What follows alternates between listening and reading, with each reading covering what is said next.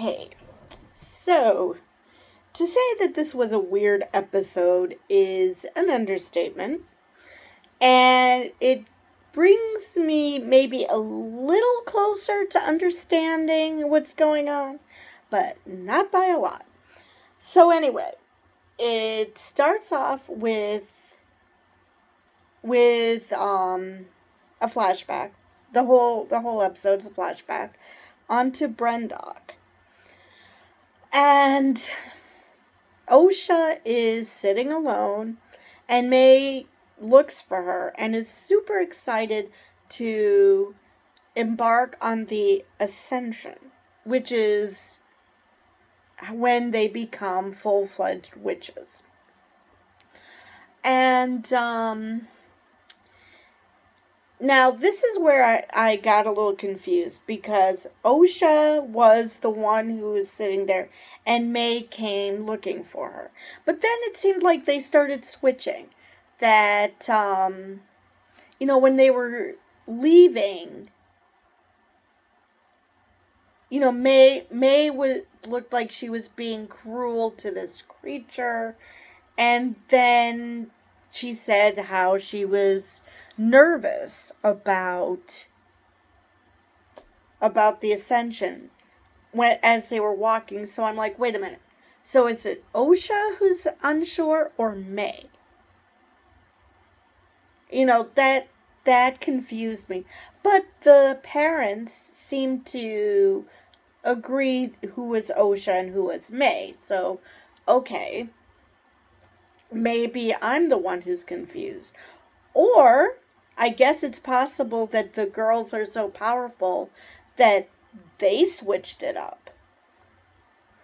So, they start going through the ceremony, and the Jedi show up. First, we see Master Soul, who looked like he had a lot more hair than when we see him confronting the Coven. So we find out that they've been hunted and that they're on Brendok because they just want to live their lives. They want to use the Force, and she specifically, Mother Anastasia specifically says that some people would call what they do dark because of the powers they have. Well, the Jedi aren't considered dark, and they also use the Force, so okay. But whatever. And so, like I said, the Jedi come and they accuse them of training children. And I'm just like, what hypocrites? That's what the Jedi do. That's how the Jedi tend to get their new recruits, is through children. They don't recruit adults. They rarely recruit someone as old as Osha. So, and you're accusing other people of training children in the Force, witchcraft, whatever. So, yeah. This is where they're painting the Jedi in a very bad light. Now, Osha, if it's truly Osha, because like I said, at some point things got confused. So, I don't know if that's meant to be, if this is sort of like a shell game thing, that until the very end you're not going to really know which twin is who. But, Osha says she wants to be a Jedi, and May is adamant that she wants to remain a witch. She really wants to be a witch. She doesn't care about anything beyond Brendok, and that she is perfectly happy where she is. So, when they come, and they basically want to take the children, so Mother Anastasia takes over Torben, who at this point is a Padawan, and she said, if you want him to have his mind back, you're just gonna leave us alone. which, fair. I mean, who wouldn't want to do that for someone who doesn't take no for an answer? Especially when it's hypocritical. Because, again, what the hell do the Jedi do? So they don't see the Jedi in a good light. They do not like the Jedi one bit. And, May says that the Jedi are evil. Osha says they're good. And my question is, how did these girls get these vastly different interpretations? Especially since the Witch Coven is trying to stay alive. So it's like, okay, who's hunting them? Is it the Jedi? How is it that Osha thinks that the Jedi are a force of good? And why does May think they're evil? So there's still a lot of questions to be answered. And also, is the surviving sister really Osha? Or is it May? Because it's, like I said, it's very, very confusing. So,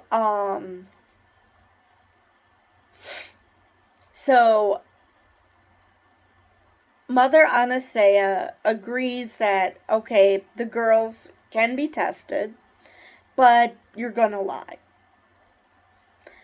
Whatever's in your heart, I don't know what they're gonna ask you, whatever's in your heart, say the opposite. Now, the only person we see being tested is Osha.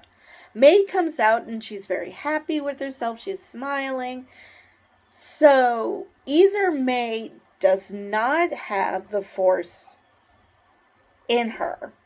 That, I don't know, the blood test came back, or she successfully dodged making up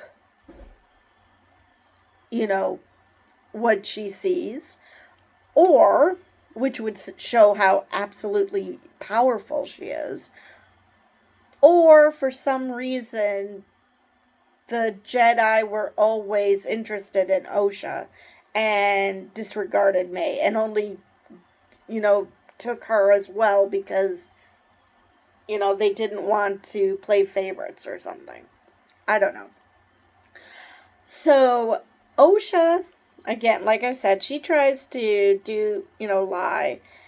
And Soul keeps saying, correct. And Osha starts to talk back that, wait a minute, how are you saying that this is correct when I'm supposed to be lying? And so, of course, that's how Saul figures out that, someone told her to lie, which makes you wonder if May was just that convincing that she never questioned what the Jedi was saying. And because of that, even though he was saying correct, that because she never called him on the lie, that was actually her failing. So Osha obviously failed in failing. And, she tells Saul she wants to be a Jedi. Even Mother Anasea said, yeah, this might be what you think you want now, but a few years down the road, now I'm thinking, she's 8. What are the chances that she's going to change her mind later on? A really good chance. So you're not telling her anything novel. But anyway, which, of course, foreshadows. I put that in quotes because this is a prequel episode, but yeah, it's after we've known all this. So she does leave the Jedi, but we don't know why. But anyway. So when she comes, she then goes into her room and starts packing for joining the Jedi. She talked with her mother. Her mother, being a mother, is accepting. Well, she's being a good mother. The other mother is being a brat. She's not accepting, and actually, I question if she even likes Osha. I really do. So, so she gets ready to leave, and May says, I'm not going to let you leave. And Osha's like, well, okay, how are you going to stop me? And like I said, at this point, for the rest of the episode, it's Osha and May. They're calling each other by the appropriate names, but it seems like it switched in the forest, so it's very strange. But anyway, so May said, I'm going to kill you. And I'm like, okay, that's not even 8-year-old logic. That is psychopath logic. Because what the hell? True, that's going to prevent her from being a Jedi, but it's not like she's going to be sticking around and having someone to hang out with. Which, of course, she probably doesn't care about that anymore because Osha said, I don't want to share my stuff with May. Which, ouch. So, and, she also got taken in by the fact that there are other children there. So she doesn't want to share her stuff with May, but she wants to have other children around. Okay. So, May is the one who started the fire. If it's true that Osha and May are who they claim to be, because like I said, it seemed like there was a switcheroo at the forest. So, but nobody seems to be contradicting anything, so who knows? But so May did start the fire. How the hell Saul knew that is beyond me, because he and the rest of the Jedi weren't even there. So, but Saul is the one who saved Osha. Now, the others died in the fire really, really quick. And so did May. But we know that May's alive, so it could easily be that the rest of the coven is still alive. If not the entire coven, at least some. Because it seemed like, they could have gotten out. May was higher up. She was not on the first level. So it's possible that, yes, she could have died. But the fact that... So this is all still very strange.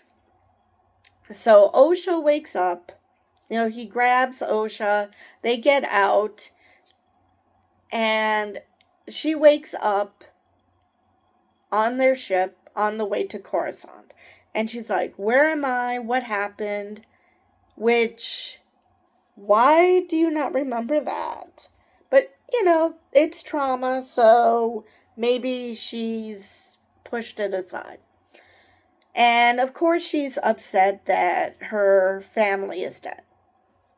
She wants to go back and try to do something. But Saul tells her, there's nothing to go back to.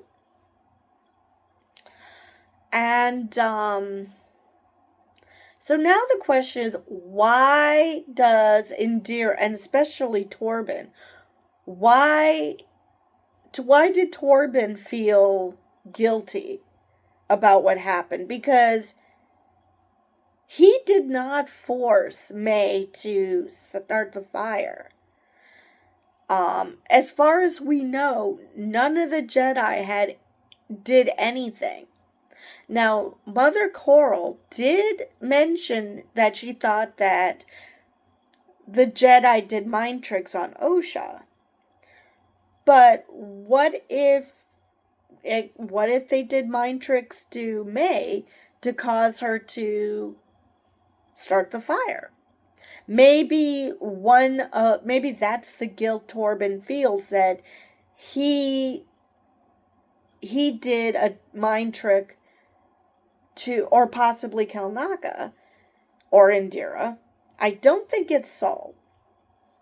But that one of the Jedi, or more of the Jedi, planned it so May would want to set a fire, because they know it would kill the Coven. Maybe they thought both girls would survive, but which it was just one, and maybe that's why they feel guilty. Because otherwise, why did Torben feel guilty? You know, he even said to May, I've been waiting for you. Right before she killed him. And the question becomes, why?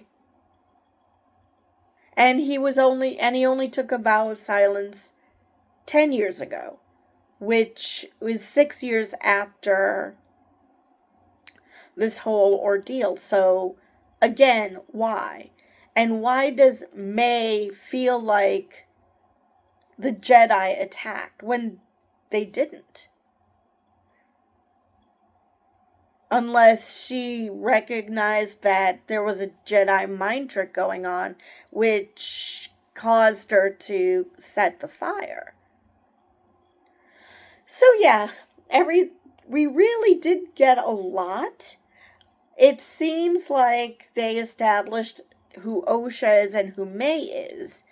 But like I said, I'm still not convinced there wasn't a switcheroo going at some point. Because first Osha seemed to be unsure of the ascension, and suddenly it's May who's unsure. But then for the rest of the time, May is perfectly happy about it, and Osha wants to be a Jedi. So, I don't know. I don't know. This show is very frustrating where logic is concerned. So that's how it ends, with Osha standing on Coruscant and hearing her name in either her voice or May's voice. I'm not sure. So, did something happen when May died that they became one?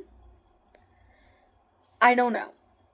I mean, they recited the same poem that they did when Osha first found out that May is the one who killed Indira. So, yes, it's still very confusing. And this was episode 3, and I think there's 8 episodes, so they still have plenty of time to tell us what the hell is going on. I hope they don't wait till the last episode, because that would be annoying. But anyway, I believe I've covered everything from this episode. So with that, I will see you guys in the next one.